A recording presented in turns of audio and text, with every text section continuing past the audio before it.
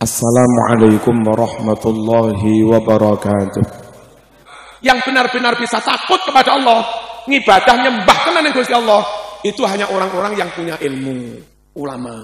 Kalau orang nggak punya ilmu, mungkin dohirnya ibadah, mungkin dohirnya taat, mungkin dohirnya takut Allah, tapi sejatinya bukan. Karena nggak sesuai dengan sunnah roh, nggak sesuai dengan sunnah roh. Contoh, ono uang sarawagep sholat, seragep tak boleh. Itu ibadah apa dolenan? Ibadah apa dolenan? Durung mesti jadi ibadah kalau tanpa ilmu. Apa yang sujud ingin?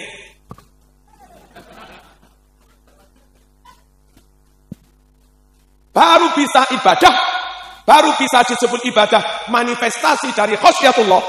Asal dalam melakukan semuanya itu pakai ilmu. Ilmu tauhidnya benar, ilmu fikihnya benar, ilmu halal haramnya benar, ilmu tajwidnya benar, ilmu ihsan tasawuf notoati juga benar.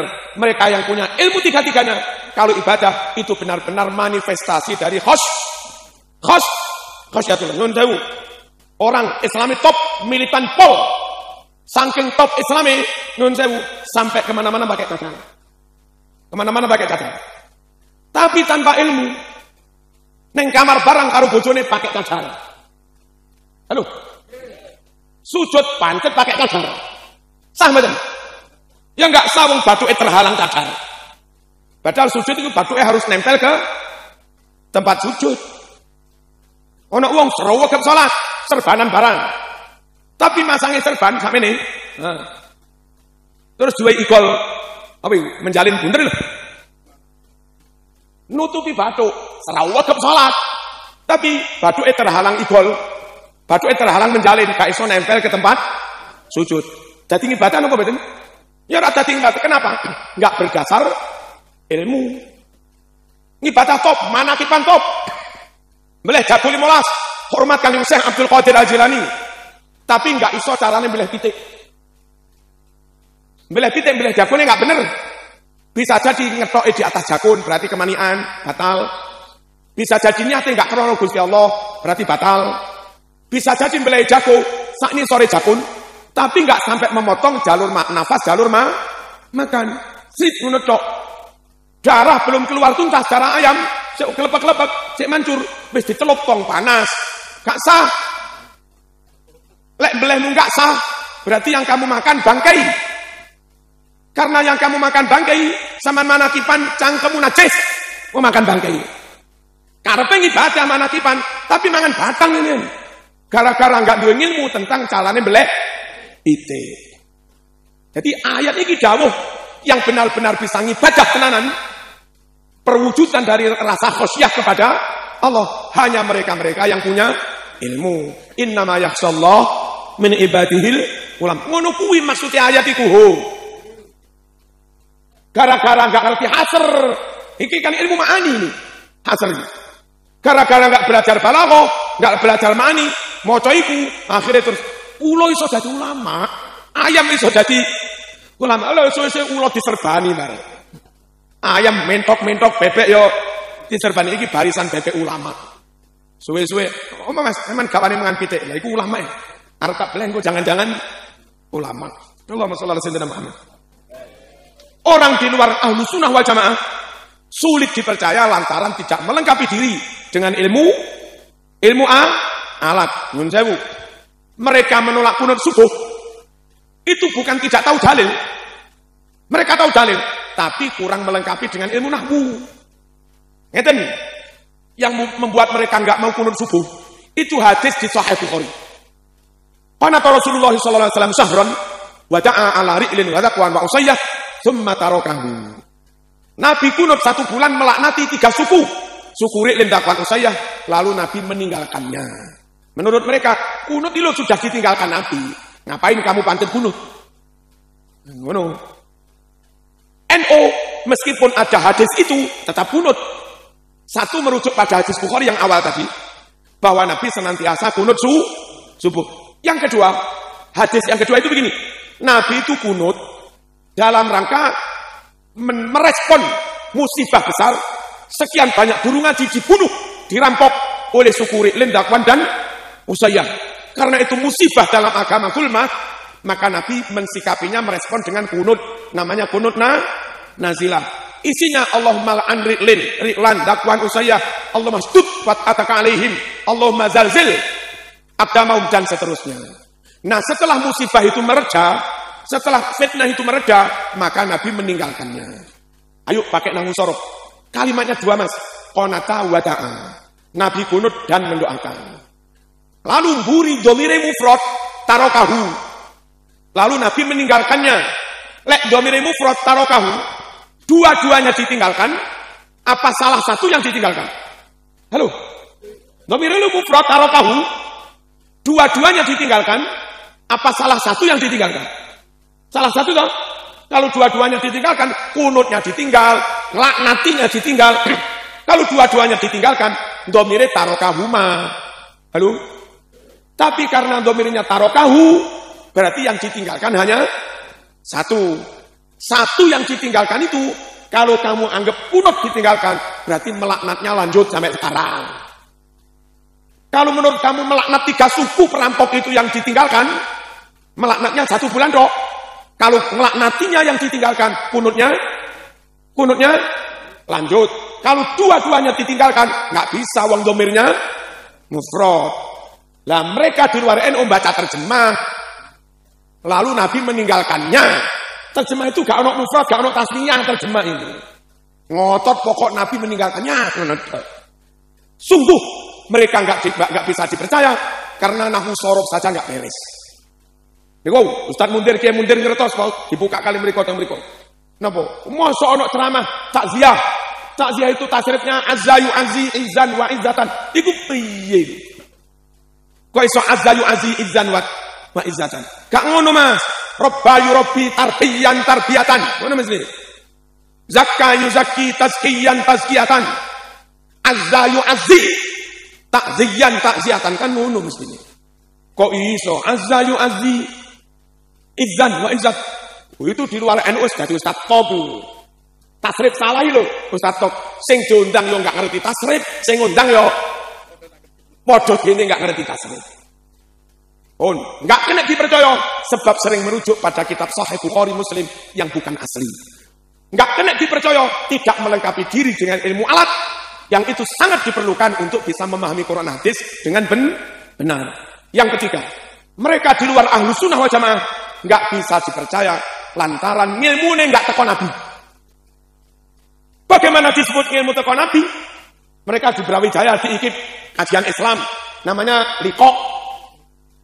Kalau di lingkungan teman-teman yang akhirnya jadi PKS, itu namanya Liqo. Kalau di lingkungan teman-teman yang akhirnya jadi HTI, kajian bareng itu namanya Halakoh. Nek neng pondok jenenge ngaji. Ya napa carane ngaji? Nggawa Quran terjemah. Nggawa hadis terjemah. Enggak ada kiainya, yo padha areke. Terus mereka melingkar begitu, baca, dipahami terjemahnya, lalu disimpulkan. Dari mana mereka dapat kesimpulan? Mikir dhewe. Lalu mereka istinbat hukum, halal haram wajib. Dari mana mereka katakan ini wajib, ini halal? Nyimpulnya dhewe. Lah ilmu yang mereka dapat dari moco-moco dewe, musyawarah dewe, nyimpul-nyimpulnya dewe, itu nggak bisa diklaim sebagai ilmu Nabi. Pengarang-arang dewe. Halo? Nggak kena dipercaya. Beda banget kalau bocah ngaji teng Sidogiri. Ono gurune maknani pemahane kaya apa, murate kaya apa, manut guru. Lah guru punya kitab lawas yang dulu dipakai ngaji di Lirboyo. Guru di Lirboyo juga punya kitab lawas, ngaji kepada gurunya, terus sanadnya urut begitu sampai Rasulullah SAW. Nah mereka yang ngaji dengan cara guru dari guru, guru dari guru, guru dari guru, sambung begitu, itu yang bisa dikatakan dapat ilmu yang terwarisi dari Nabi. Krono ono urutane. Lek ngarang-ngarang dhewe kumpul maca terjemah disimpulne dhewe, itu duduk ilmu warisan teko Nabi. Itu ilmu lek mikir-mikir dhewe. Sungguh enggak bisa dipercaya karena kita khawatir yang mereka ajarkan bukan ilmunya Nabi, tapi ilmu teko mikir dhewe. Niki para rawuh. Yang terakhir, Allahumma shalli ala sayyidina Muhammad. banyak gerakan-gerakan di luar Ahlus Sunnah wal Jamaah. Itu nyuwun sewu, tersusupi oleh agama di luar Islam. Contoh, gerakan dan aliran Islam liberal. Di balik munculnya gerakan Islam liberal, ada tokoh top namanya Stephen Hawking. Dia Kristen.